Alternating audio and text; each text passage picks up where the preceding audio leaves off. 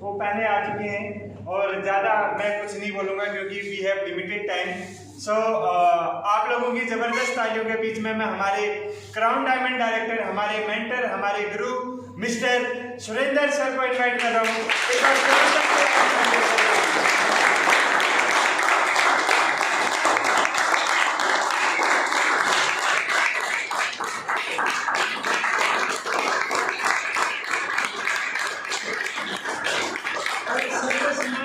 हमारे assistant lieutenant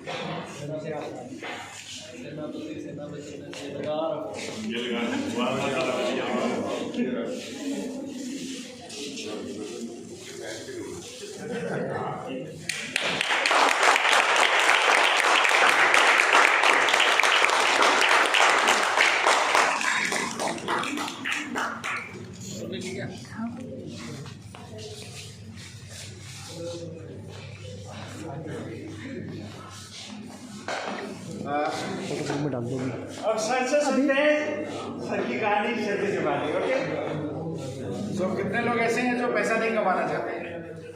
कितने लोग ऐसे हैं जो पैसा नहीं कमाना चाहते हैं? कोई है? कितने लोग ऐसे हैं जो पैसा नहीं कमाना चाहते हैं? कमाना कितने चाहते हैं? ओके, तो जो जितने भी कमाने वाले लोग हैं वो अपनी मौजूदगी का एहसास करें।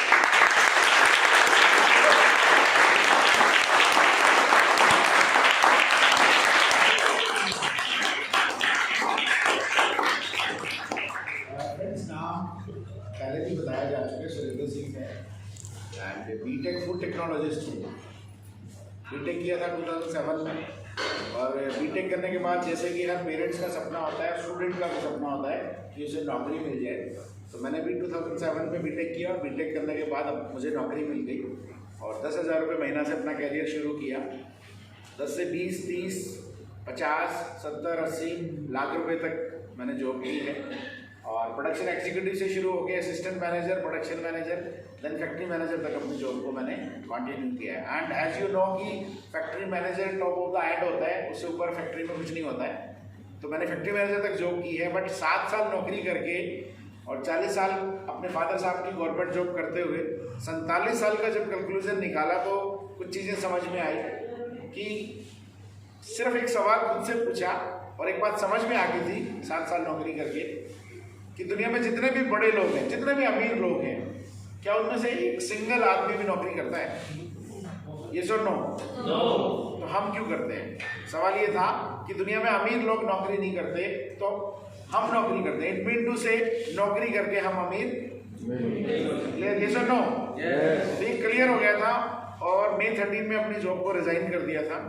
ये क्लियर था कि नौकरी नहीं करूंगा, चाहे कुछ भी क्यों ना हो जाए, अब नौकरी नहीं करूंगा, चाहे 2,000 रुपये महीना कमाऊं, करूंगा बिजनेस। तो मैंने शुरू किया अपने पॉलिटेक्निक टाइम के फ्रेंड्स के साथ एक फर्म बनाई हम लोगों ने और रोबोमिथ सॉल्यूशन के नाम से हमने काम करना शुरू किया और हम प्राइवेट स्कूल्स के लिए काम करते थे और प्राइवेट स्कूल्स के लिए हमने काम करना शुरू किया। उसमें projector room, wifi room, biometric attendance machine, CCTV cam, computer, laptop lab, printing material, हम उस चीज़ का काम सॉल्यूशन हम स्कूल को प्रोवाइड करना शुरू कर चुके थे। राइट, 7 साल नौकरी करके एक चीज़ और समझ में आ गई थी कि प्रोडक्शन कर करके, क्योंकि मैं फैक्ट्री मैनेजर था तो मैं प्रोडक्शन देखता था सारा, एक चीज़ ये क्लियर हो गया था कि प्रोडक्शन दुनिया की हर प्रोडक्शन जो है वो दुनिया की वो बेकार है बिना सेल्स के। समझिए आप, दुनिया में कोई भी चीज़ क्यों ना बनी हो, अगर वो बिकती ही ना हो तो वो बेकार है। भर के गोडाउन करते रहो बट बिकेगी नहीं तो खराब हो जाएगी चीज़। तो सेल्स जो है वो बहुत बड़ा सेटअप है, तो इसलिए सेल आती नहीं थी बट समझ में आ गई थी कि सेल्स वाले ही प्रोडक्शन वालों की सैलरी निकालते हैं, क्योंकि माल बेच के आते हैं वो मार्केट में जाके, जब माल बिकता है तो सबको तनख्वाह मिलती है। तो सेल्स आती नहीं थी, बट सीखना शुरू किया सेल्स को, और रोबोविद सॉल्यूशंस में मैंने सेल्स का काम सारा मैंने देखा, और मैं कंपनी में पार्टनर बना 25% का। और सबसे अच्छी बात ये रही कि मैं इन्वेस्टमेंट पार्टनर नहीं था, मैं वर्किंग पार्टनर था। सिर्फ काम के बदले मेरी शेयरिंग थी कंपनी में, राइट, वर्किंग पार्टनर होता है। और हमने फर्म को 1.25 से 1.5 साल में लगभग 1.5 करोड़ से 2 करोड़ के टर्नओवर पे पहुंचाया, 1.25 से 1.5 करोड़ के टर्नओवर पे। बट जब पैसा आता है, आपको पता है, तो जो पार्टनरशिप्स हैं उसमें प्रॉब्लम आनी शुरू हो जाती है। गरीबी में प्रेम प्यार बढ़ता है आदमी का, जब आदमी गरीब होता है तो प्रेम प्यार बढ़ता है, बट जब पैसा आता है तो वो फिर पंचायतें होनी शुरू हो जाती है। पता है ना, अंबानी इसके घर में 6 महीने या इससे ज़्यादा डिस्प्यूट चला था, और हमारे देश के वित्त मंत्री को भी उनके इंटरफेयर करना पड़ा था, अनिल अंबानी या मुकेश अंबानी जी के उसमें, जब पैसा ज़्यादा आता है तो हमारे यहाँ भी सेम हुआ। जब पैसा आने लगा तो जो वर्किंग पार्टनर थे उनके बीच में डिस्प्यूट्स रहने लगे, इन्वेस्टमेंट पार्टनर थे जो। तो मैंने कहा कि भाई मैं इस सिचुएशन में, इस हालात में मैं काम नहीं कर पाऊंगा आप लोगों के साथ, और मैंने रिज़ाइन कर दिया उस फर्म से, मैंने अपना पार्टनरशिप रिज़ाइन कर दी। और उसके बाद फिर मेरे दोस्त जो आज मेरे साथ नहीं है मोदी केयर में, उन्होंने मुझे मोदी केयर से इंट्रोड्यूस कराया, और उनके जाने के बाद हम सबके गुरु, या मैं कहूँगा कि हम सबके महागुरु मिस्टर तरुण बजाज जी ने मेरा हाथ पकड़ा और मुझे बताना शुरू किया इस बिज़नेस के बारे में, कुछ छोटी छोटी चीज़ों के बारे में। तरुण जी ने मुझे बताया कि सुरेंद्र जी, जब आप इस बिज़नेस को करोगे तो घर की जरूरत का सामान खरीदने से विदेश यात्रा मिलती है। तो मैंने कहा सर, सामान तो हमारे घर में पिछले 100 साल से, इससे ज़्यादा टाइम से आ रहा होगा, विदेश यात्रा क्या, आज तक तो किसी ने अगरवा तक हमें नहीं घुमा के लाया, आप विदेश यात्रा की बात कर रहे हो। तो बोले सुरेंद्र जी, आप विश्वास करिए और सिस्टम को फॉलो करिए, राइट, विश्वास करिए और सिस्टम को फॉलो करिए तो डेफिनेटली आएगी। तो माय डियर फ्रेंड, 2 साल पूरे होने से पहले सिस्टम को फॉलो किया, विश्वास किया, और 2 साल से पहले 10 लाख रुपए की गाड़ी मोदी केयर से मिल गई। सेकंड, संदीप ने कहा था कि आप सिर्फ घर की जरूरत का सामान खरीद के आपको यहाँ से विदेश यात्रा मिल सकती है, राइट। तो विदेश यात्रा की बात करूं तो आज तक मेरे खानदान में कोई फॉरेन ट्रिप नहीं गया था। अगर मैं बात करूं फॉरेन ट्रिप की, तो एक पर्सनल सवाल है, अगर आप मुझे इजाजत देंगे तो मैं आपसे पूछना चाहूंगा, पूछूं?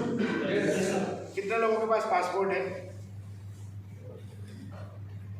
ओके, और कितने लोगों के पासपोर्ट पर ठप्पा लगा है?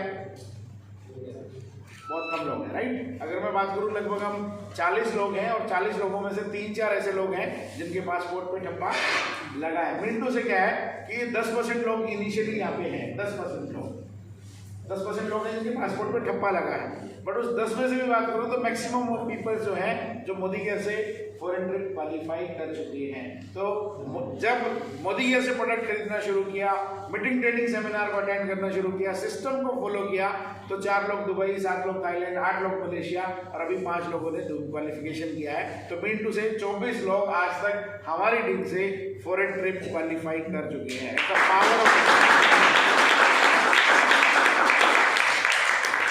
छोटी छोटी अचीवमेंट्स है माय डियर फ्रेंड्स। और आप एक चीज मैं और बताना चाहूंगा, अभी तक आपने देखा कि बहुत सारे लीडर्स स्टेज पे आए हैं। कोई हाउसवाइफ रही है, राइट, कोई गवर्नमेंट एम्प्लॉय है, कोई जॉब करते थे, कोई स्टूडेंट है, कोई एसी मैकेनिक है, कोई आरओ रिपेयर करता था।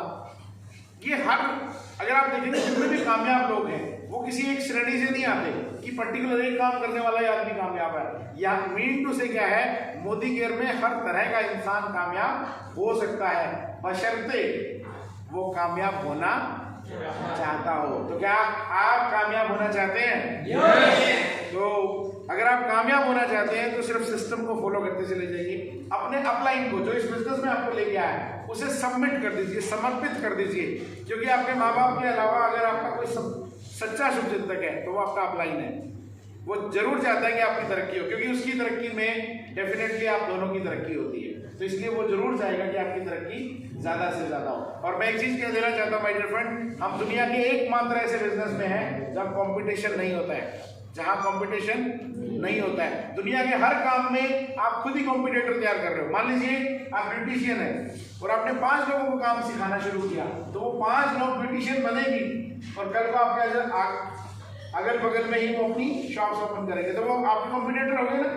एक बार्बर शॉप पे एक नाई का काम करने वाला आदमी 5 लोगों को कटिंग करना सिखाता है, तो 5 लोग कटिंग करके सीख जाते हैं, तो दुकान कहाँ खोलते हैं? आजू बाजू में खोलते हैं। तो आपका कॉम्पिटिटर आप ही पैदा कर रहे हैं।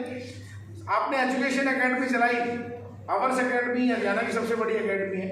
आवर्स एकेडमी से ही निकली yours.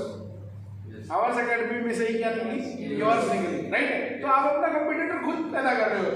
But network marketing, direct selling या मोदी केयर एकमात्र ऐसा बिजनेस है दुनिया में जिसमें आप अपना कोई कंपटीटर पैदा नहीं कर रहे होते।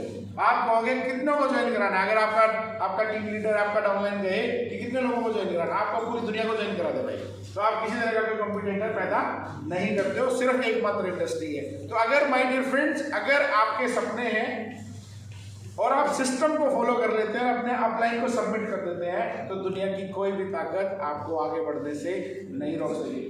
तो क्या आप तैयार हैं अपने सपनों को पूरा करने? तैयार। तो thank you so very much. और इन्हीं बातों के साथ मैं आज अपनी बात को विराम दूंगा।